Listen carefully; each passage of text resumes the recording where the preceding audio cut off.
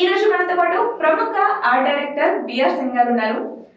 BR Singh గారు 1972 నుంచి ఈ మధ్య కాలంలో రిలీజ్ అయిన వన్ నేనొక్కడినే, కుమారి 21F దర్శకుడు మూవీ వరకు ఎన్నో మూవీస్ కి ఆర్ట్ డైరెక్టర్ గా వర్క్ చేశారు. ఇన్ని సంవత్సరాల ఆయన ఎక్స్పీరియన్స్ ఏంటి, అలాగే ఆయన ఎక్స్పీరియన్స్ లోని ఎన్నో విషయాలను మనతో పాటు పంచుకోవడానికి మనతో పాటు ఉన్నారు. నమస్తే అండి. ఎలా ఉన్నారు సార్? సో మీరు అసలు ఆర్ట్ డైరెక్టర్ కెరీర్ ఎందుకు స్టార్ట్ చేయాలనుకున్నారు? నేను చిన్నప్పటి నుండి కళారంగంలో నాకు ఎక్కువ ఇంట్రెస్ట్ అండి. స్కూల్లో గోడల మీద చిత్రాలు వేసేవాడిని. దాని మీద ఎస్ఎల్సి అయిపోయిన తర్వాత నేను మా సిస్టర్ చెన్నైలో ఉంది, సినిమాలో వేషాల కొరకు ట్రై చేస్తుంది, డ్రామాలు చేసేది. సరే మా ఫాదర్ నన్ను అక్కడికి తీసుకెళ్ళారు. తీసుకెళ్ళిన తర్వాత నన్ను ఏదైనా ఒక టెక్నికల్గా తయారు చేద్దామని చెప్పేసి ఒక art director publicity Rajendra Kumar దగ్గర అసిస్టెంట్ పబ్లిసిటీ నేర్చుకోవడానికి పెట్టాను. అక్కడ పని నేర్చుకుంటూ చిన్నగా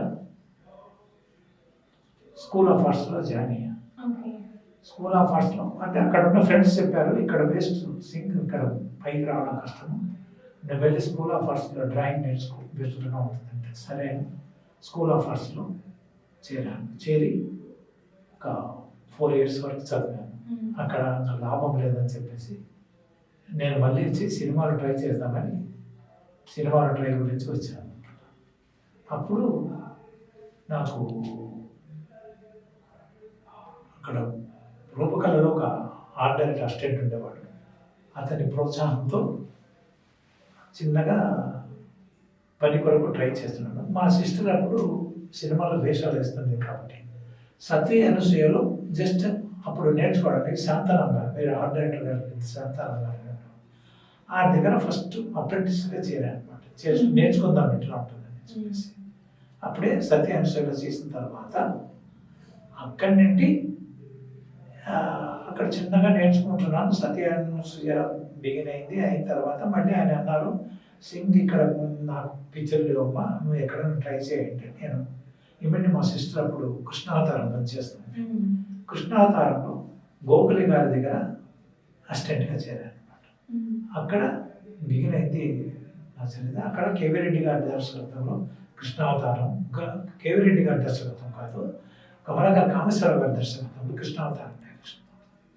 అంతకుముందే నేను కేవీ రెడ్డి గారి దగ్గర భాగ్యచక్రము, చల్లనీడ, ఉమాచెడ్డి గౌరీ శంకర్ల కథ దాంట్లో అప్రెంటిస్గా అప్పుడు వెళ్ళి పనిచేసేవాడిని.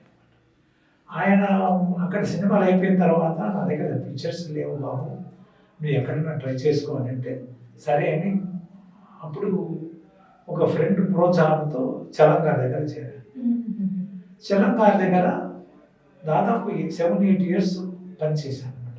అప్పుడు చలంగారు నాకు పిక్చర్కు 50 రూపాయలు ఇచ్చేవాడు, మంత్లీ 50 rupees. దాంతో అట్టా కష్టపడుతూ అప్పటికి ఇంకా మ్యారేజ్ కాలేదు. 19 కృష్ణ మ్యారేజ్ అయిన తర్వాత చాలా ప్రాబ్లం అవుతాయి, డబ్బులు ఫైనాన్స్గా 50 రూపాయలు ఏమి సరిపోతే చాలా కష్టపడ్డాను అనమాట. కష్టపడుతుంటే అప్పుడు పెళ్ళి అయిన తర్వాత మా సిస్టర్ దగ్గర నుండి సపరేట్ అయిపోయి వచ్చేసాను. వచ్చేసిన తర్వాత ట్రై చేస్తూ చలంగారి దగ్గర అక్కడ నుండి ఒక 100 రూపాయలు పెంచారు. అక్కడ 7-8 years వరకు పనిచేశాను. చాలా కష్టపడి పనిచేసి పని నేర్చుకోవాలని పట్టుదలతో డే అండ్ నైట్ కష్టపడ్డాను. నా వైఫ్ ప్రోత్సాహంతో చాలా కష్టపడ్డాను. నా వైఫ్ కూడా చాలా ఎంకరేజ్ చేసింది. పిల్లల్ని తను జాగ్రత్తగా చూసుకుంటూ నేను 1-2 వారాలకు మన ఇంటికి వచ్చేవాడిని. ఫ్లోర్లో పనిచేసి మంచి పేరు తెచ్చుకోవాలని చాలా కష్టపడేవాడిని. అట్లా చేస్తూ చిన్నగా ఈయన చలంగారి దగ్గర ఇంకా లాభం లేదని నేను అప్పుడు చెన్నైలో ఆనంద్ థియేటర్ దగ్గర సినిమా చూసేవాడిని ఎక్కువ. అప్పుడు భాస్కర్ రాజు గారు నాకు థియేటర్లో కలిశారు. ఆయన అంటే భాస్కర్ రాజు గారు అప్పుడు మంచి లీడింగ్లో ఉన్నారు. ఆయన నా దగ్గర పనిచేస్తాం అమ్మా అన్నారు. సరే అని భాస్కర్ రాజు దగ్గర చేరాను. ఫస్ట్ పిక్చర్ ముద్దమంతి అప్పుడు 250 రూపాయలు ఇప్పించారు భాస్కర్ రాజు గారు. అప్పుడు ఎగిరి గాలిలో గంతేశాను. ఆహా, 250 రూపాయలు నేను సంపాదిస్తున్నానా అని చెప్పి చాలా సంతోషపడ్డాను. అప్పుడు ఆయన దగ్గర నుండి కంటిన్యూ చేసుకుని వస్తున్నాను. చేసుకుంటూ వస్తూ ఇంతవరకు ఇంత అన్నం తింటున్నాను, ఇంత ఒక ఇండ్లు వాకిలు కొనుక్కున్నాడంటే భాస్కర్ రాజు గారే. దానికి చాలా ధన్యవాదాలు భాస్కర్ రాజు గారికి. ఆయన దగ్గర చేస్తూ చాలా కష్టపడుతూ సినిమాలు చేస్తూ విజయమాధవి ప్రొడక్షన్స్, క్రాంతి కుమార్, తర్వాత రాఘవేంద్ర గారి సినిమాలు, చాలా సినిమాలకు అసిస్టెంట్గా, ఆర్ట్ డైరెక్టర్గా, కోడి రామకృష్ణ దగ్గర చాలా సినిమాలు, కోడి రామకృష్ణ దగ్గర 100 సినిమాలు దాదాపు చేశాను. దాసనాథ్ దగ్గర 90 సినిమాలు చేశాను. దాసనాథ్ దగ్గర ఎక్కువ. అంటే నేను చెన్నైలో ఇండస్ట్రీ అంతా ఇక్కడికి వచ్చేసింది మేడం. ఇండస్ట్రీ అంతా హైదరాబాద్కి వచ్చేసింది. నేను రాలేటప్పటికి నేను అక్కడ అడ్వర్టైజ్మెంట్ ఫిల్మ్స్ ఎక్కువ చేస్తున్నాను. అడ్వర్టైజ్మెంట్ పెద్ద పెద్ద శ్రీరామ్ గారు, జయేంద్ర ప్రొడక్షన్స్, రాజీవ్ మీనన్ గారు పెద్ద పెద్ద డైరెక్టర్ల దగ్గర పనిచేసాను. యాడ్స్ ఎక్కువ చేసేవాడిని. అందువల్ల బిజీగా ఉండేవాడిని. ఏమేమిలో 9 ఫ్లోర్లు అంటే 9 ఫ్లోర్లో సెటిల్ వేసేవాడిని. అంత బిజీగా ఉండేవాడిని. అందుకు అక్కడ ఉంది కాబట్టి ఇన్కమ్ ఇక్కడ ఎందుకు రావాలని చెప్పేసి రాలేదు నేను. వచ్చి అప్పుడు మళ్ళీ అక్కడ యాడ్స్ ఏజెన్సీ తగ్గిపోయింది. తగ్గిపోయేటప్పటికి నా వైఫ్ ఉండి మన రిలేషన్స్ ఇక్కడ ఉన్నారు. మా వైఫ్ తాలూకు రిలేషన్స్, మా బ్రదర్ వాళ్ళు ఉన్నారు. అక్కడికి పోదాం పదండి హైదరాబాద్ అని చెప్పేసి హైదరాబాద్ షిఫ్ట్ అయ్యాను. షిఫ్ట్ అయ్యి ఇప్పుడు హైదరాబాద్, చెన్నైలో ఉన్నప్పుడే కొంతమంది ప్రొడక్షన్ మేనేజర్ల ప్రోత్సాహంతో పెద్దబాబు, ధనా 51, ఆంధ్రుడు, బావ ఈ సినిమాలకన్నిటికీ ఆయన డైరెక్షన్ చేశాను. తర్వాత చెన్నైలో ఉన్నప్పుడు చెన్నైలో రామలింగేశ్వర ప్రొడక్షన్స్, విజయమాధవ్ ప్రొడక్షన్స్లో ఎక్కువ పనిచేశాను. విజయమాధవ్లో లంకేశ్వరుడు, ఏడుకొండల మహత్యము, తర్వాత రంగం రోడ్డుకి అసిస్టెంట్గా పనిచేశాను. బాబులు గాడి దెబ్బ, 2-3 చాలా సినిమాలు పనిచేశాను. తర్వాత రామలింగేశ్వరరావు గారి పిక్చర్లు ఎక్కువ పనిచేశాను. ఆయన మంచి ఎంకరేజ్ చేశారు. ఆయన దగ్గర కొన్ని ఇండివిజువల్ పిక్చర్లు పనిచేశాను. తర్వాత అనిల్ గారి దర్శకత్వంలో 2-3 పిక్చర్లు పనిచేశాను. అట్లా చేసుకుంటూ వచ్చి ఉన్నాను. ఇప్పుడు రిటైర్మెంట్ తీసేసుకున్నాను. నేను చెన్నైలో కూడా రిటైర్మెంట్ తీసేసుకున్నాను. ఇప్పుడు ఓన్లీ అడ్వర్టైజ్మెంట్ ఫిల్మ్స్. ఇక్కడ పెద్ద కన్సల్ట్స్ ఉన్నాయి. నాకు తెలియదు, 4 కన్సల్ట్స్ వాళ్ళు పిలుస్తారు. వాళ్ళకి వెళ్ళి సెట్ వేసి ఇస్తాను. హ్యాపీగా ఉంది. ఒక 6 నెలలు ఇక్కడ ఉంటాను, 6 నెలలు అమెరికాలో నా కూతురు దగ్గరికి పోయి ఉంటాను. అది నా ప్రాసెస్. ఒకటే కూతురు అండి మీకు? నాకు 2 కూతురు. ఒక అబ్బాయి. ఒక అబ్బాయి జైపూర్లో ఉంటాడు. మా 2 అమ్మాయిలో ఒక అమ్మాయి వాషింగ్టన్ డీసీలో ఉంటుంది, ఒక అమ్మాయి డాలస్లో ఉంటుంది. ఫ్యామిలీ వాళ్ళ. నాన్నగారు కూడా క్యారెక్టర్. నాన్నగారు వచ్చి పెద్ద డ్రామా ఆర్టిస్ట్ అండి. ఆయన యంగ్ మెన్స్ హ్యాపీ క్లబ్లో పెద్ద డ్రామా చేసే మెంబర్ అనమాట. కాకినాడ యంగ్ మెన్స్ హ్యాపీ క్లబ్లో మెంబర్ అనమాట. రంగా వీరరాజు గారని తెలుసు. అక్కడ ఆయన యాక్చువల్ భీమవరం వాళ్ళ బ్రదర్స్ వాళ్ళు కూడా అందరూ తెనాలిలో కూడా రిలేషన్స్ ఉన్నారు. మా ఫాదర్ ఆయన డ్రామా వేసేవాడు. ఆ డ్రామా ఇంట్రెస్ట్తో మా సిస్టర్ని తీసుకొచ్చి చెన్నైలో అంటే మా ఫాదర్కు రేలంగి, రఘురామయ్య గారు, తర్వాత చాలామంది కన్నమ్మ గారు వీళ్ళందరూ తెలుసు అనమాట. ఆర్టిస్ట్ ఆ అభిమానం చొప్పున అప్పుడు తీసుకొచ్చి మా సిస్టర్ని ఆర్టిస్ట్ చేద్దామని చెప్పారు. మా సిస్టర్ అప్పుడు చేసుకుంటూ కన్నడ పిక్చర్లో హీరోయిన్ చేస్తూ అట్లా ఎస్టాబ్లిష్ అయిపోయింది. తను మ్యారేజ్ చేసుకుని ప్రొడ్యూసింగ్ చేయటం. ఆమె కూడా రిటైర్ అయిపోయింది. మీకు బాగా సపోర్ట్ చేసింది ఎవరు? నాకు సపోర్ట్ చేసింది ఎక్కువ నా వైఫ్ ఎక్కువ సపోర్ట్ చేసిందండి. మా మ్యారేజ్ అయ్యి 51-52 ఇయర్స్ అవుతుంది. తను చాలా స్ట్రగుల్ పడింది. లాస్ట్కు ఫుడ్ లేకుండా అనాబాధలు పడి తను కూడా టీవీలో సీరియల్ ఎక్కువ చేసి, పిక్చర్లో ఎక్కువ చేసి, మేనేజర్లో కూడా వాళ్ళ ఏం చేసిందంటే స్టాప్ చేసేసింది. తను కూడా ఆర్టిస్ట్. ఆర్టిస్ట్, 3 పిల్లల్ని చూసుకోవడము, మీరు బిజీగా తిరుగుతూ ఉంటే తను చూసుకోవడం. చాలా హెల్ప్ చేస్తున్నాను. నేను తను ఫైనాన్షియల్గా కానీ డబ్బులు దాచిపెట్టడం వల్ల కానీ చేసి ఫ్యామిలీ నిలబెట్టి పిల్లల్ని దగ్గర చదివించి. సో అంటే వైఫ్ కాకుండా ఇంకా ఎవరైనా బాగా సపోర్ట్ చేస్తున్నారా మీ కెరీర్కి? సపోర్ట్ నాకు ప్రొడ్యూసర్లు బాగా తీసుకోవాలి సార్.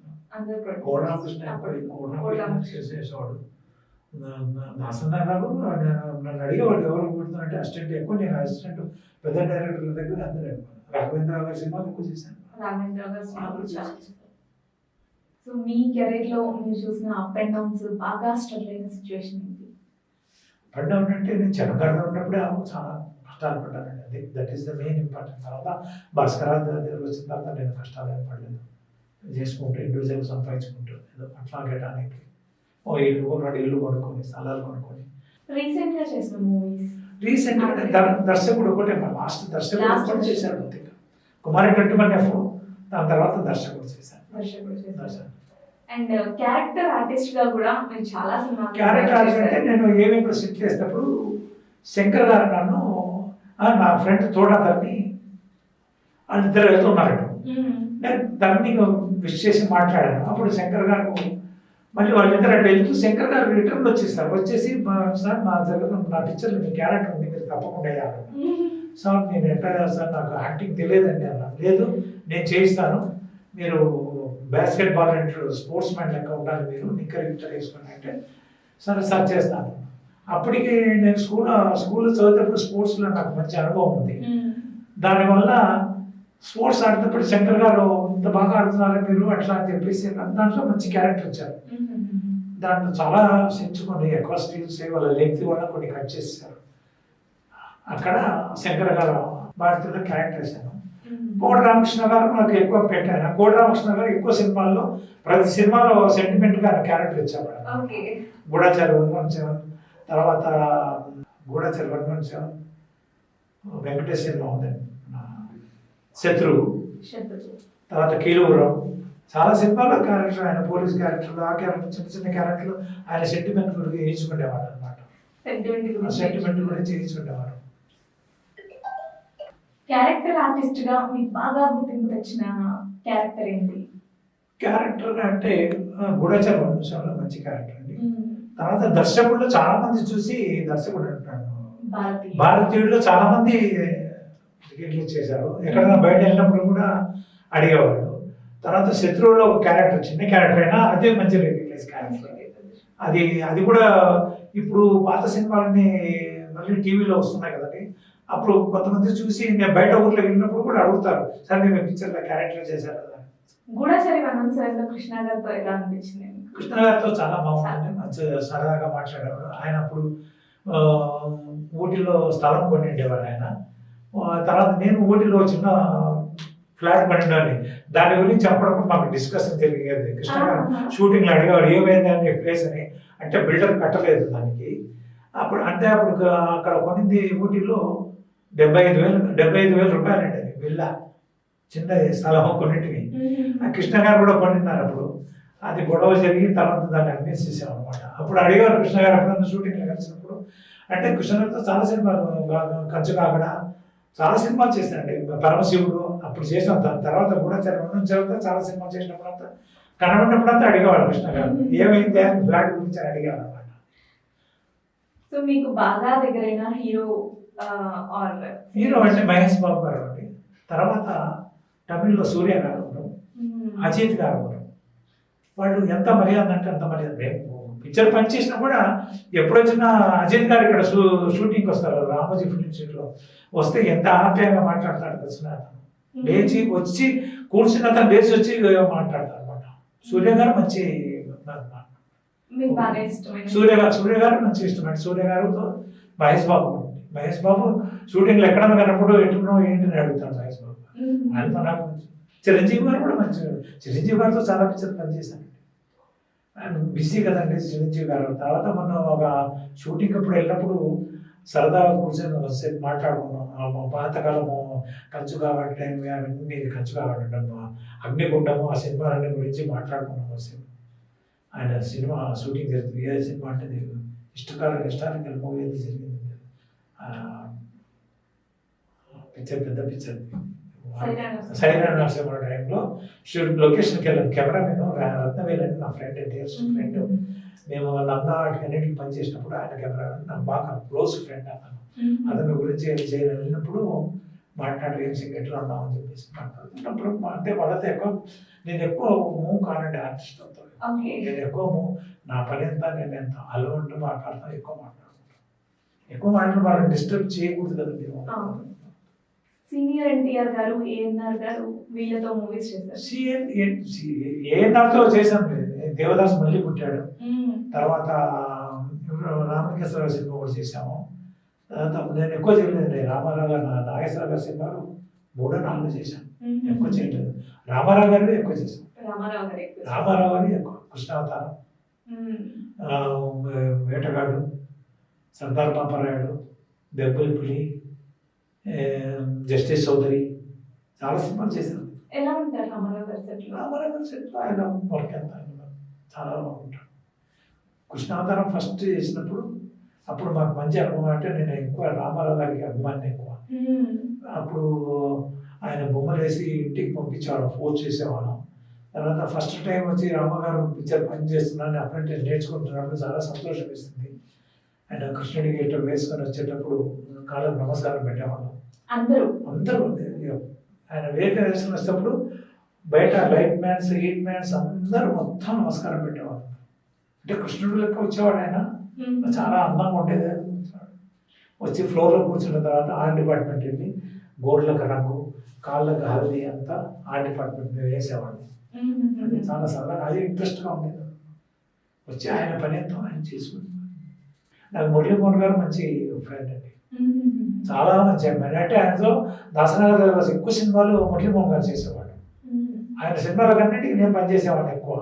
అందుకు ఇప్పటికీ మొన్న తెలుగు టెక్నీషియన్స్కు ఫంక్షన్ జరిగింది ఇక్కడ. టెక్నీషియన్స్ కొరకు ప్రసాద్ అప్పుడు ఫంక్షన్ చేశారు, ఒక అవార్డు ఇచ్చారు. అప్పుడు ఇప్పుడు మురళీమోహన్ గారు వచ్చారు. ఎట్లున్నావు సింగ్, ఇంతవరకు ఇంకా పేరు పెట్టుకుంటున్నాను జ్ఞాపకం.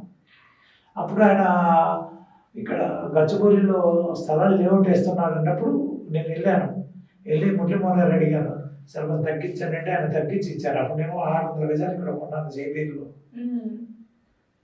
మంచి అభిమాని అండి, మంచి వ్యక్తి. ఎప్పుడైనా ఎక్కడ కలిసినా కూడా అహంకారం అనేది ఉండదు. ఆయన అందరితో సరదాగా మాట్లాడతాడు, గొప్ప ఆయన. కమల్ హాసన్ గారితో చేశారు మీరు. కమల్ హాసన్ గారికి నాకు టచ్ లేదండి ఎక్కువ, ఎందుకంటే నేను తీసిన షాట్స్ అన్ని ఇంటికి వచ్చారు మాకు. మేము ఎక్కువ ఆయన కాంబినేషన్ లేవు మాకు. ఏం క్యారెక్టర్ చేశారు భారతీయుడిలో? భారతీయులో ఒక క్యారెక్టర్, హోమ్ మినిస్టర్. తర్వాత కేలుగురంలో ఒక పర్సనల్ మేనేజర్, సెక్రటరీగా పనిచేశాను. శ్రావణ మేఘాల్లో ఒక పిచ్చోడి క్యారెక్టర్ చేశాను హాస్పిటల్లో. మురళీమోహన్ గారు పడతాడు, ఏం సింగ్, రామచంద్ర సింగ్ వదిలేవే అని చెప్తారు. కామెడీగా ఉంటాం ఆ సీన్ కూడా. ఇన్ని క్యారెక్టర్స్ చేశారు కదా, మీకు క్యారెక్టర్ ఆర్టిస్ట్ గానే ఉండిపోవాలి, ఆ డైరెక్షన్ ఎందుకు అనిపించలేదు ఇప్పుడు? అంటే నేను వెళ్ళి ఎవరి దగ్గర ట్రై చేయలేదండి. ఆ డైరెక్టర్ దగ్గర వెళ్ళి ట్రై చేయలేదు. మొన్ననే ఊరికి ఉండకుండా సారథిలో షూటింగ్ నేను సెట్ చేస్తున్నాను. సారథిలో డైరెక్టర్ గారు ఉన్నారు, ఆయన పేరు పోయి అడిగాను, సార్ ఇక్కడ వేశారని ఇవ్వండి సార్ అని అడిగాను. సరే చూద్దాం. సో నెక్స్ట్ మళ్ళీ కనిపిస్తారనమాట మాకు మూవీలో. చూస్తాను, ట్రై చేద్దామని అనుకుంటున్నాను. అంటే నేను 6 months ఇక్కడ ఉంటాను, 6 months అమెరికా వెళ్ళిపోతాను కదండి, అదే పెద్ద ప్రాబ్లం అవుతుంది. అంటే అక్కడ నా మనవరాలు ఉంది, ఆ మనవరాలు కొంచెం హెల్ప్ఫుల్గా ఉండడానికి వెళ్తాను 6 months. మా అమ్మాయి ఇద్దరు జాబ్ చేస్తారు, హస్బెండ్ డాక్టర్. అందుకు కొంచెం హెల్ప్ఫుల్గా ఉంటాను. చిన్నపిల్ల 5-6 years దానికి హెల్త్ తర్వాత పెద్దగిన తర్వాత ఇంకా పోవాల్సిన పని ఉండదు. ఇన్ని సంవత్సరాల కెరీర్లో మీకు బాగా గుర్తుండిపోయిన విషయాలు ఏంటి? ఇన్ని సంవత్సరాలు అంటే నేను ఫస్ట్ నేర్చుకునేటప్పుడు సత్యాన్ని అప్పుడు నేర్చుకుంటున్నాను. జమున గారిని ఒక ప్లాట్ఫామ్ మీద పెట్టి వాళ్ళు శిక్షిస్తుంటారు, పోస్ట్ కట్టేసి దానిలో తాడు కట్టేసి పెట్టినాం. చుట్టూ కర్రలు పెట్టాం 5 అడుగులు డయామీటర్లో, వేడికి తగలకూడదని. కుర్రలకు చెప్పాను, డీజిల్ పోయేది, పెట్రోల్ పోయేది, కెరోసిన్ పోయేది, డీజిల్ పోయిండ్రా బాబు అన్నాను. డీజిల్ అయితే కొంచెం స్లోగా ఫ్లేమ్ వస్తుంది, షార్ట్ తీసుకొచ్చింది. కుర్రోళ్ళు తెలియకుండా కెరోసిన్ వేశారు, అంటిస్తప్పటికి ఫ్లేమ్ వచ్చేసింది. టేక్ అంటప్పటికి ఫ్లేమ్ పెద్దగా అయిపోయింది, ఇవిడ వేడి అయిపోయింది. నైలాక్ శారీ, ఆరెంజ్ శారీ, కాషాయం రంగు వేసుకుంది ఆవిడ, సత్యవంశ ఆవిడే వేసుకున్నప్పటికీ ఫ్లేమ్ ఆవిడ హెయిర్ పేరుతో నడుస్తుంది, ఎవరు హెల్ప్ చేయటం లేదు. నాకు తెలియదు అప్పటికి. నేను ఏం చేశాను, నాకే తెలియకుండా లోపలికి దూకి ఆవిడను కట్లు తీసేసి భుజం మీద వేసుకుని బయట తీసుకొచ్చేసాను. వేసిన తర్వాత డైరెక్టర్ గారు నన్ను పిలిచారు, బిఎస్సుబ్బారావు గారు. పిలిచి ఎందుకు తీసుకొచ్చావు ఆవిడని? అదేంటి సార్ అని అన్నాను. నీకు థ్యాంక్స్ చెప్పింది అన్నాను. లేదు సార్ చెప్పదురా, అదే హెడ్ వెయిట్ అందుకు. అంటే అప్పటికి జమున గారు అంటే అందరికీ హడలు. జమున అంటే అందరూ భయమే. ఈవెన్ నాగేశ్వరరావే ఆవిడ అవాయిడ్ చేసిందంటే అప్పటికి ఎంత పవర్ఫుల్, ఎంత స్ట్రాంగ్ లేడీ అనమాట. అట్లా జరిగింది అప్పుడు. అది జరిగింది. కే సుబ్బారావు గారు అంటే ఆయన అంత పెద్ద డైరెక్టర్, ఆయన కూడా ఆయన కోపిస్తే అండి. ఆయన చంద్రలక్ష్మి సినిమాను తీసేటప్పుడు భానుమతి గారు సరిగ్గా డేట్లు ఇవ్వకుండా కాదు ప్రాబ్లం చేస్తుంటే ఆవిడ ఒక రోజు పిలిచి ఆ నెగిటివ్ అంతా ఆవిడ ముందే కాల్ చేసి మళ్ళీ అంజలి గారిని పెట్టి తీసి సూపర్ హిట్ అయింది నా సినిమా చంద్రలక్ష్మి. పాత సినిమా కాల్ చేస్తున్నాను. రామారావుతో చాలా సినిమాలు తీశాడు ఆయన. భీష్మ ఇవన్నీ తీశాడు. లాస్ట్ ఆయన వీళ్ళంతా ఉన్నారండి ఆర్టిస్టులు. సంపాదించుకుని జాగ్రత్తగా ఉండాలి వీళ్ళు.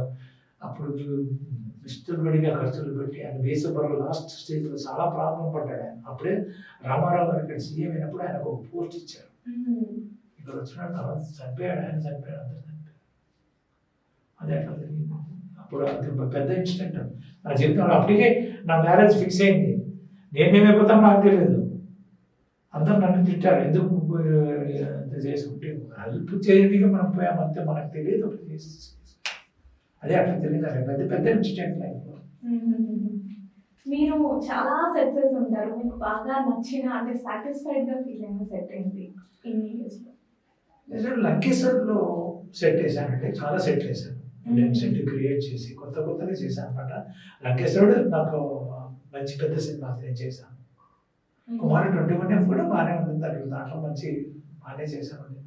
కుమార్ 21F దర్శకుడు మెయిన్ ఇంపార్టెంట్. తర్వాత రామలింగేశ్వర గారి సినిమాల్లో కూడా చాలా సెట్ చేశాను. అంటే ఎక్కువ వచ్చింది దర్శకుడు లంకేశ్వరుడు మెయిన్. లంకేశ్వరుడు సెట్స్ మీకు బాగా నచ్చాయి. వేటగాడు షూటింగ్ టైంలో అప్పుడు మాకు మంచి అనుభవం అండి. అది ఒకటి పెద్ద అనుభవం. షూటింగ్ ఇక్కడ ఆకుచాటి పెద్ద దర్శనం చేశాము ఏవిఎంలో. ఇక్కడ ఇంకో షూట్ చేసిన తర్వాత ఊటీ వెళ్ళిపోయి అక్కడ పెద్ద బొమ్మ ఒకటి అమ్మవారి స్టాచ్యూ వేసాం. అమ్మవారి స్టాచ్యూ వేసి ఇంకా రెడీ అందరం వచ్చేసారు. ప్రొడ్యూసర్లు అందరూ వచ్చేసి అంతా షూటింగ్ రెడీ బిగిన్ అయింది. కెమెరా పెట్టారు. షార్ట్ అయ్యేటప్పటికి మేము దేవి విగ్రహం దగ్గర అన్ని పళ్ళు ఇళ్ళు కుంకుమ విభూతి అన్ని పెట్టేసాం. అమ్మకు ఇట్లా శక్తి ఉంటుంది. ఇక్కడ ముడ్డి దగ్గర ఒక సపోర్ట్ ఇచ్చాం బొమ్మ చేసేటప్పుడు. సరే అది తీసేయని చెప్పి కార్పెంటర్కి చెప్పేటప్పటికి ఆ బొమ్మ కార్పెంటర్ తీస్తున్నాడు. బొమ్మ ఊగిపోతుంది. ఇట్లా ఊగింది. అయ్యే బొమ్మ పడిపోతుంది అంటప్పటికి కార్పెంటర్ దూకాడు, లేకుండా చచ్చిపోయాడు. బొమ్మ అట్లాగే పడిపోయింది. షూటింగ్ పెద్దది, 15 అడుగులు 20 అడుగుల బొమ్మ. ఇంకా మాకు గుండెలు లేవు, ఏం చేయాలా అర్థం కాదా, ఎట్లా బాబు ఇది ప్రాబ్లం అవుతుంది, ఎట్లా ఏం చేయాలా. డైరెక్టర్ తిడతాడు అనుకుంటే డైరెక్టర్ ఏం పర్వాలేదు, ఏం బాధపడదండి, మంచిది మన పిక్చర్కు మంచి ఇదే అయిపోయింది, దృష్టికి పోయింది అని చెప్పేసి నెక్స్ట్ ఇమీడియట్ ఆయన కౌంటర్ యాంగిల్ పెట్టి షూట్ బిగించేసాడు. మీరు బొమ్మ తయారు చేయండి అన్నాడు. ఇమీడియట్ డే అండ్ నైట్ పెట్టి మళ్ళీ కూర్చున్నట్టు చేసి అప్పుడు ఇస్తే అప్పుడు కౌంటర్ యాంగిల్ షూట్ చేశాడు. అప్పుడు డైరెక్టర్ గారు గొప్పతాను. అయ్యో ఏం ప్రొడ్యూసర్లు అంటే ఏం అందుకే ఆ పిక్చర్ ఎంత సూపర్ హిట్ అంటే ఎంత కనెక్ట్ చేసిందో తెలియదు. సూపర్ హిట్ అయింది. సో ఒకప్పుడు మూవీస్ 1972 నుంచి మూవీస్ చేస్తున్నారు. అప్పుడు ఆర్ట్ డిపార్ట్మెంట్ ఎలా ఉండేది, ఇప్పుడు ఎలా ఉంది? అప్పుడు ఆర్ట్ డిపార్ట్మెంట్ అంటే ఒక మర్యాద ఉండేదండి. ఇప్పుడు ఆర్ట్ డిపార్ట్మెంట్ అంటే వాల్యూ లేదు. అంతే అంటారా? వేరే శుద్ధ వేస్ట్. ఆర్ట్ డిపార్ట్మెంట్ లేని మళ్ళీ పని జరగదు. ఇష్టపడి ఆర్ట్ డిపార్ట్మెంట్ లేకుండా ఏ పని జరగదండి. సినిమాకు వెన్నెముక ఆర్ట్ డిపార్ట్మెంటే. ఇప్పుడేమంటే ఈ సీజీలు వచ్చిన తర్వాత సీజీలు చేసుకుందాం అది బట్టనే. దాని చిన్న పనిని కూడా ఇప్పుడు ఏమంటే డైరెక్ట్ కొత్త డైరెక్ట్ సైన్సెస్ అంటే ఇప్పుడు ఇన్స్టిట్యూట్లో చదువుకున్న కూడా వాళ్ళంతా వస్తున్నారు. వాళ్ళు సబ్జెక్ట్ మీద పోతున్నారు. డైరెక్ట్ ఆర్ట్ డిపార్ట్మెంట్ లేకుండా ఏ పని జరగదండి. ప్రతి దానికి ఫస్ట్ ఆర్ట్ డిపార్ట్మెంట్ కావాల్సింది. ఒకప్పుడు ఆర్ట్ డైరెక్టింగ్ వర్క్స్ కి ఇప్పుడు ఆర్ట్ డైరెక్టింగ్స్ కి మీకు బాగా డిఫరెన్సెస్ ఏమైనా ఉన్నాయా? సార్ ఇంతకుముందు మేము పనిచేసేటప్పుడు ఇప్పుడు యూనియన్ లేదండి. మ్మ్. అప్పుడు ఈ 24 క్రాఫ్ట్స్ యూనియన్ పెట్టిన తర్వాత ఒక అమౌంట్ ఫిక్స్ చేశారు అనమాట. మ్మ్. ఆ అమౌంట్ ప్రకారం ఇచ్చేవాళ్ళు. కొంతమంది ఆర్ట్ డైరెక్టర్లు ఏం చేస్తారంటే కంపెనీలో రెగ్యులర్గా పనిచేసే కంపెనీలు ఉంటాయి కదండి, దాంట్లో అడ్జస్ట్మెంట్ అయిపోతాం అనమాట. యూనియన్ వచ్చిన తర్వాత కొంచెం బెటర్గా ఉందండి. ఇప్పుడు ఇప్పుడు హైదరాబాద్ యూనియన్లో మాకు ఏం చేశారు, 200 గజాలు స్థలం ఇచ్చారు. మ్మ్. మేము అంటే 1 లక్ష రూపాయలు ఇచ్చిన వాళ్ళకి ఫ్రీగా ఇచ్చేసారు. మ్మ్. రిటైర్మెంట్ వచ్చి 7 లక్షలు పెట్టారు ఇక్కడ. ఓకే. చెన్నైలో 5 లక్షలే ఉంది. మ్మ్. ఇక్కడ యూనియన్ బాగుంది, మంచి ఇది చేసుకుంటూ పోతున్నారు. ఏం లేదండి, ప్రొడక్షన్ మేనేజర్ వల్ల పెద్ద ప్రాబ్లం వస్తుంది. ప్రొడక్షన్ మేనేజర్లు వాళ్ళ స్వలాభం కొరకు ఏం చేస్తారంటే ప్రొడ్యూసర్ ఫస్ట్ వచ్చినప్పుడు టేకప్ చేసేది ప్రొడక్షన్ మేనేజర్ని టేకప్ చేస్తారండి. ఫస్ట్ కంపెనీ పెట్టినప్పుడు ముందు ఎవరినంటే ప్రొడక్షన్ మేనేజర్ మెయిన్ ఇంపార్టెంట్. మ్మ్. ఎందుకంటే అతను అడుగుతారు ఎవరు నుండి పెట్టుకోవాలి, ఎవరు నుండి పెట్టుకుంటే ఎట్లా ఉంటుంది అంటే అప్పటికి వాళ్ళకి అందుబాటులో ఉన్న వాళ్ళ వర్కర్స్ని చెప్తారు వాళ్ళు. నాకు డైరెక్టర్ గారు నాకు ఈయన అంటే ఆయన కొంచెం కష్టం సార్, నేను దొరకడం కష్టమేమో. ఆర్టిస్టులు అంటే ఇప్పుడు ఆర్టిస్టులను డైరెక్ట్ లేదు నాకు ఆమె కావాలంటే తప్పకుండా చేస్తాను. ఆ. లేదంటే లేదంటే చిన్న క్యారెక్టర్ ఉన్నారనుకోండి, సార్ ఆవిడ లేదంటే సార్ ఆవిడ అవుట్డోర్ వెళ్ళిపోయింది, ఆవిడ దొరకట్లేదు, ఈవిడ తెలిసిన ఆవిడను రికమెండ్ చేస్తాడు, ఆవిడ దగ్గర కమిషన్ తీసుకుంటాను. ఇప్పుడు 75% ప్రొడ్యూసర్లు అంతా ప్రొడక్షన్ మేనేజర్లే అండి. అవును. ప్రొడ్యూసర్లు అందరూ ప్రొడ్యూసర్లే. మ్మ్. ఒకప్పుడు ప్రొడక్షన్ మేనేజర్ పనిచేసిన వాళ్ళంతా ప్రొడ్యూసర్. మ్మ్. ఎందుకు సార్ అంటే ఎక్స్పెన్స్ వద్దండి, సెట్ కుర్రోజు పెట్టుకుంటే ఇద్దరు పెట్టి పని చేసేసుకోవచ్చు, ఆర్ట్ డైరెక్టింగ్ వర్క్స్ కూడా వాళ్ళు చేసుకోవచ్చు, ఎందుకు సార్ రేపు తిప్పుకుంటాడు. తర్వాత ఇంకొకటి పట్టుకొస్తారు నామల్ వాళ్ళు ప్రొడక్షన్ మేనేజర్, అదే నువ్వు పనిచేస్తే నీకు చెప్తాను సినిమా, నువ్వు ఒక 4 లక్షలు చెప్పు, నాకు ఒక 1,00,000 నాకు ఇవ్వు, నువ్వు 1,00,000 తీసేసుకో. ఇంకొక కుర్రోడు సెట్ కుర్రోడు ఏం చేస్తాడంటే సెట్ కుర్రోడు వాడు పెట్టాను సార్, వాడు ఆర్ట్ డైరెక్షన్ చేయకూడదు సెట్ పై, సెట్ అసిస్టెంట్ ఆర్ట్ డైరెక్టర్ దగ్గరకు వస్తారు, సార్ మీకు 1,00,000 రూపాయలు ఇస్తాను, నా పేరు వేసుకుంటాను, మీరు వచ్చి మీ పేరు పెడతాను, నేను చేసుకుంటాను. ఇట్లా తయారైపోయిందండి ఆర్ట్ డైరెక్షన్ వాల్యూ పోయింది. దానివల్ల ఇండస్ట్రీ సర్వనాశనం అయిపోయింది. ఒకప్పుడు ఇదంతా లేదండి, ఒక టెక్నీషియన్కి వాల్యూ ఉండేదండి, మేకప్ మ్యాన్కి వాల్యూ. మేకప్ మ్యాన్ ఆ కాలంలో చెన్నైలో బెంగాలీ హరిబాబు గారు ఉండేవాళ్ళు. హరిబాబు గారు ఉన్నప్పుడు ఆర్టిస్టులు హీరోయిన్లు అందరూ వెళ్ళి లైన్గా వాళ్ళ ఇంటి ముందు 3:30 గంటలకి కూర్చునేవాళ్ళండి మేకప్ కోసం. సావిత్రి, అంజలి దేవి గారు, బి సరోజదేవి గారు, వీళ్ళంతా ఇంట్రెస్ట్ ముందు కూర్చునేవాళ్ళు. ఎందుకంటే ఆయన లేచి ఫస్ట్ మేకప్ వేస్తే ఫ్రెష్గా ఉంటుందని అంత ఇంట్రెస్ట్. అప్పుడు సెట్లోకి వస్తే కూడా ఆర్టిస్ట్ కెమెరామెన్కి ఫస్ట్ కాళ్ళకి నమస్కారం పెట్టేవాళ్ళు, డైరెక్టర్ కూడా కాదండి, ఫస్ట్ కెమెరామెన్కు. ఇప్పుడు కెమెరామెన్ మర్యాద ఇవ్వరు,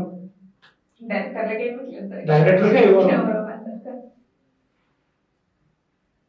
టెక్నీషియన్ అంటే ఆయన కెమెరామెన్ క్లోజప్ పెట్టేవాడు, టైట్గా అందంగా చూపించాడు అని చెప్పేసి ఆ కాలంలో ఆర్టిస్టులు అంతా నమస్కారం పెట్టాడు. నా కళ్ళతో చూసిన సావిత్రి వాళ్ళందరూ పెట్టేవాడు. ఇప్పుడు ఆర్టిస్టులే గొప్ప అయిపోయారు యాక్చువల్లీ. ఏం చేస్తామంటే అప్పుడు ఏంటంటే ఆర్టిస్టుకు నడుము కనపడేది కాదండి. అవును. మీరు చూడండి పాత సినిమాలో బ్లౌజ్ అసలు ఇంతవరకు ఉండేది అసలు. అవునండి, అప్పట్లో అంత. ఇప్పుడు ఏమైంది, మొత్తం హాఫ్ నాకడ్ అయిపోయింది కాబట్టి వాళ్ళకే మర్యాద. అలాగే ఉందండి ప్రస్తుతానికి, ఆర్టిస్టులకి రెస్పెక్ట్ ఎక్కువ, మిగతా టెక్నీషియన్స్ కి ఎవరికి సరిగ్గా వాల్యూ లేకుండా పోయింది. ఉంటే పెద్ద సినిమాలు సాబు సీరియల్ ఉన్నాడు, ఆయనకి కొంచెం పెద్ద సినిమాలు అంటే టెక్నికల్గా, ఇప్పుడు బాహుబలి ఉంది, బాహుబలి అంటే కొంచెం టెక్నికల్ వర్క్ ఎక్కువ, అందువల్ల పెద్ద సినిమాలు ఉంటే ఇప్పుడు నా ఫ్రెండ్ తోటాతరుడు ఉన్నాడు. ఇప్పుడు ఏమన్నంటే కానీ నేను సినిమా అడిగితే నీకు వయసు అయిపోయింది కదా సింక్ ఏం చేస్తాడని ఒక డైరెక్టర్ అడిగాడు. ఒక పిక్చర్కి వెళ్ళాను నేను, వెళ్ళి అడిగితే ఆయన ఏజ్ రండి, ఆయన ఏం చేస్తాడు అంటే టెక్నికల్. ఏజ్కి ఏముంది, వయసుకు దానికి సంబంధం ఉంది, బుర్రతో పనిచేస్తాను కానీ ఏమన్నా మేకులు పడతానా, సెట్ వేస్తానా. ఇప్పుడు నా ఫ్రెండ్ తోటాతరుడు ఉన్నాడు, మన ఈ పిక్చర్ మణిరత్నం సినిమా చేశారంటే ఎంత పెద్ద పిక్చర్ అది. ఎవరు చేయనంటే అతను చేశాడు. బాంబే వాళ్ళు చేయనున్నారు, ఇక్కడ వాళ్ళు చేయనున్నారు. ఆ అబ్బాయి చేశాడు, బాగా అన్ని చేశాడు, ఫ్రెండ్ చేశాడు. అంత పెద్ద సినిమా మళ్ళీ 2 parts అది. మణిరత్నం సినిమా అంటే ఈజీ కాదండి, చాలా కష్టం అది. చేయనీకు రెండే టెక్నికల్ బుర్ర ఉండాలి అంతే, మన దగ్గర ఉండి చేయించుకోవాలి అంతే. కానీ మనం చేస్తామా, కార్పెంటర్ చేస్తాం, ఎవరు చేస్తే కార్పెంటర్ చేస్తారు, వాడు చేస్తాం, అంటే ఐడియాస్ అట్లా అట్లా తయారైంది. ఇంట్రెస్ట్ అయిపోయింది, వాల్యూ అయిపోయింది. ఇంకా ఎడిపోతుందో తెలియదు. ఒకప్పుడున్న వాల్యూ ఇప్పుడు లేకపోతే. ఇప్పుడు చూడండి, కొత్తది ఏదో యాప్ వచ్చింది, అది చిట్ చాటా ఏదో కొత్తగా వచ్చింది. అది స్నాప్చాట్ కాదు, కాదు స్నాప్చాట్ కాదు, ఇప్పుడు మీరు చెప్పారనుకోండి, మీరు ఫోటో యాడ్ చేస్తే మీరు 3 languages అదే చెప్తుంది. చెప్పాల్సిన పనే ఉండదు అసలు. ఇవి కూడా వచ్చాయి, నాకు తెలియదండి.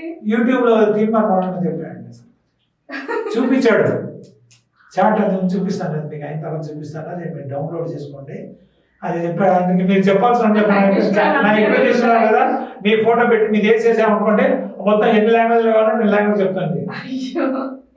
ఇదేదో బాగుందండి, డబ్బింగ్ కూడా ఒకటి లాంగ్వేజ్ లో చెప్పుకుంటే ఆయన చెప్పాడు, తీర్మానం అంటున్నాడు. నేను న్యూస్ మామూలుగా ఫోన్లో చెప్తే కూడా ఆటోమేటిక్ అదే చెప్పేస్తే ఎందుకు వేస్ట్ అని అంటున్నాడు. చాట్ జీపీటీ ట్రై చేసి చూద్దాం ఒకసారి. కానీ మరి ఇంత టెక్నాలజీ పెరిగిపోయినా కూడా ఈ టెక్నీషియన్స్ అందరికి వర్క్ లేకుండా పోతుంది. వర్క్ అంటే వర్క్ ఉంటుందండి, ఉండే వర్క్ ఉంటుందండి, లేకుండా పోతుంది. ఇప్పుడు మొన్న నాకు ఒకరు అడిగారు, 12 feet ముసలి కావాలని, దట్ ఈస్ క్రాకడైల్ పిక్చర్ పరంగా చేస్తూ ఉన్నాను. దాంట్లో ఏమంటే క్రాకడైల్ అనేటప్పుడు దాన్ని ఎన్ని పార్ట్స్ చేయాలంటే తోక కదరాలి, కళ్ళు కదరాలి, నోరు ఓపెన్ చేయాలి, ఇది కావాలంటే దట్ ఈస్ టెక్నికల్. రిమోట్లో కావాలంటే చాలా ఎక్స్పెన్సివ్ అవుతుంది. మాన్యువల్గా చేసుకోవచ్చు సార్ అన్నాను నేను. దాన్ని టెక్నిక్గా చేసుకోవచ్చు, మేము మా పాత పద్ధతి ప్రకారం కూడా చేసుకోవచ్చు. మీకు ఖర్చు తక్కువ కావాలంటే అది చేసుకోవచ్చు, ఎక్కువ ఖర్చు అంటే ఇది చేసుకోవచ్చు. దానికి చాలా వెరైటీస్ ఉన్నాయండి. అసలు తోక సపరేట్ చేయాలి, ఫైబర్లో వాడి ముందు మట్టిలో చేసి ఫైబర్లో మోల్డ్ చేసి ఫైబర్ పైన మళ్ళీ రబ్బర్ మోల్డ్ చేయాలి. యాక్సిస్ కావాలంటే తల వరకు ఒక భాగం చేసి మౌత్ ఓపెనింగ్ ఒకటి చేసుకోవాలి, కన్ను ఒకటి సపరేట్ చేయాలి, కన్ను ఓపెనింగ్ అట్లా టెక్నికల్ చాలా ఉంటుందండి. వాడంటే పని ఉందంటే ఉన్నట్టు ఇంపార్టెంట్ పని వస్తుందండి. అంటే ఇంత వర్క్ చేయించవద్దు, సీజీలో వేసుకుంటే ఈజీగా ఉంటుంది కదా. బొమ్మ తీసుకొని సీజీ, ఇప్పుడు బాహుబలిలో దున్నపుతో ఫైట్ చేస్తారు, అది ఫైబర్లో చేసింది అండి. ఫైబర్లో చేసింది, ఏదో కూడా అంతే ఫైబరే. దాన్ని సీజన్లో వీళ్ళు మూమెంట్ ఇచ్చేసుకున్నారు.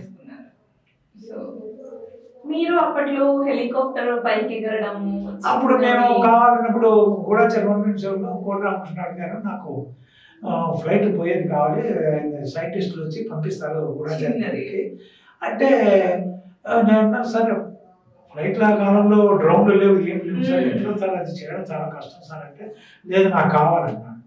సరే అని చెప్పేసి నేనేం చేశానంటే ఒక రోబో బొమ్మ తీసుకున్నాను. రోబోకి వచ్చి బ్యాటరీలో మూమెంట్ వస్తుంది, వాకింగ్ పైన ఒక వీల్ తిరుగుతుంది, షోల్డర్ ఇట్లా హ్యాండ్ మూవ్ అవుతుంది. దాన్ని ఏం చేశానంటే కాళ్ళు తీసేసి దానికి బర్డ్ లెక్క పెట్టేశాను. బర్డ్ లెక్క పెట్టి హ్యాండ్స్కి వచ్చి సోలార్ సిస్టమ్ పెట్టాను. సోలార్ సిస్టమ్ పెట్టి పైన స్ప్రింగ్స్ పెట్టి ఏరియల్ లెక్క పెట్టేసేసి బ్యాటరీ ఆన్ చేస్తే ఫ్రంట్ ప్రొఫైలర్ తిరుగుతూ ఉంటుంది, ఈ సోలార్ రెక్కలు తిరుగుతూ ఉంటాయి. దాన్ని స్ట్రింగ్ కట్టేసేసి అప్పుడు మూమెంట్ అంట. స్ట్రింగ్ అప్పుడు రాదు, బ్లాక్ స్ట్రింగ్ కడితే ఎక్స్పోజ్ కాదు. బ్లాక్ స్ట్రింగ్ కట్టి కవర్ కట్టి జీపులో ముందుకు పోతుంటే అట్లా తీసుకెళ్ళి రెడీ చేసి తర్వాత టన్నల్లో నాకు మూమెంట్ కావాలంటాడు ఆయన. టన్నల్లో మూమెంట్ కావాలంటే టన్నల్ ఎట్లా మూమెంట్ వస్తుంది, టన్నల్ బయట అంటే స్కైలో పెట్టచ్చు. తర్వాత టన్నల్ ఏం చేసామంటే అది టన్నల్ డౌన్ ఉంది, ఇక్కడ ఒక స్ట్రింగ్ కట్టాం తీగ, ఆ లాస్ట్ ఒక స్ట్రింగ్ కట్టాం, కట్టేసి ఈ బర్డ్ పైన ఒక వీల్ లెక్క పెట్టేసేసి ఇక్కడ వదిలితే అది మూమెంట్ అట్లా డౌన్కి వెళ్ళిపోతుంది, డౌన్కి వెళ్తుంది. ఇప్పుడు చూడండి మాయాబజార్ వాటిలంతా ఇప్పుడు బాణాలు ఆరో మార్కులు పోవాలనుకుంటున్నాం, ఫైర్